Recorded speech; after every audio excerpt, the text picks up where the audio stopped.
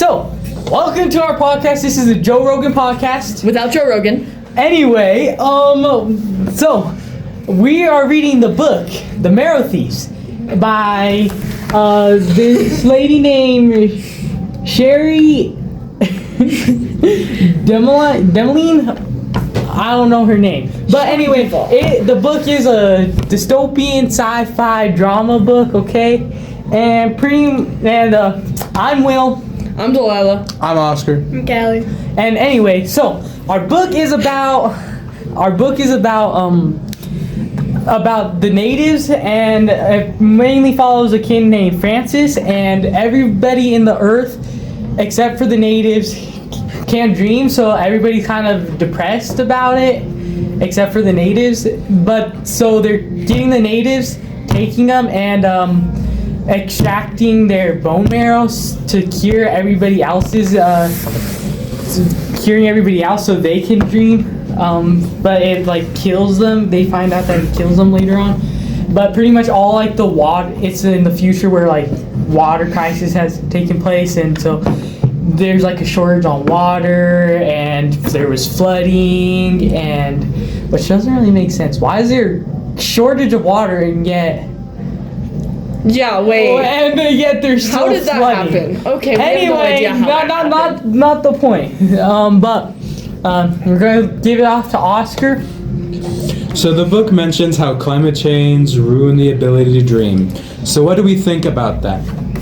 So pretty much, so I think, so like the white people, since they've always had everything they wanted, they once the water ran out, they like kind of went into this depression because now they're having this problem that they can't control. And that's why like they're not able to dream. But I think that like the natives are able to dream because they've always had nothing, because as soon as the white people came to America, they started stealing their land and stuff, which they reference in the book when their elder is telling the story. But pretty much I think that like the reason why the natives are able to dream and they're not is because like they always are looking forward to like when things get better for their people. So like they're always dreaming about that. All right. So, I do kind of agree with you on that one, Will, but I do think it's an odd thing that only the indigenous can dream. But I think that could stem from how Native Americans are very attached to nature, even down to like a spiritual level. So I think dreaming is a coping skill that they have, since like they've lost all the nature and everything. And other cultures aren't really usually very attached to nature as much as Native Americans. I think that the best part of the book was when that one lady got pregnant. That's Oh, not that is, okay. okay, anyway. Callie, that's not what we're talking about.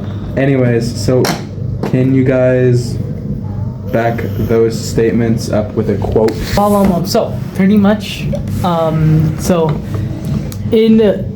when they're telling the story, they talk about how they say, but now with most of the rivers cut up into pieces and the lake left as a gray sludge, puckers our landscape.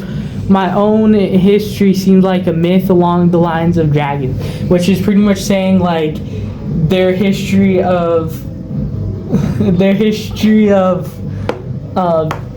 like being oppressed by the white people is like kind of a myth, and now they're being oppressed again in a different way. I think is kind of interesting.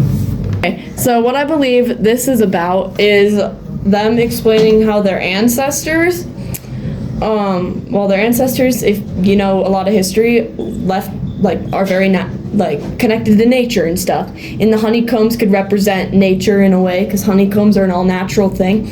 And so I think that kind of shows that the dreams are connected to their ancestors, and their ancestors are very spiritual about nature and things like that, and so are they, but not as much. And their ancestors were a little less oppressed, so I believe that kind of has something to go with it. I don't really know, but that's what I believe. I agree. Okay, Callie. 3 out of 10. Okay.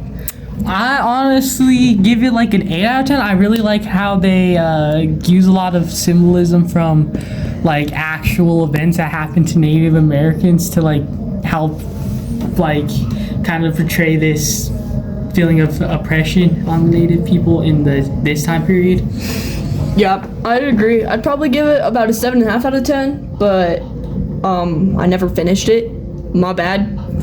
Way to go, Dylan. I give it a 3 out of 10 because it was boring. You a failure. Okay, so that's the wrap up of the Joe Rogan podcast without Joe Rogan. Tune in next time to see us read A different book. that Callie's also still probably not gonna read. All right, thank you. Bye bye.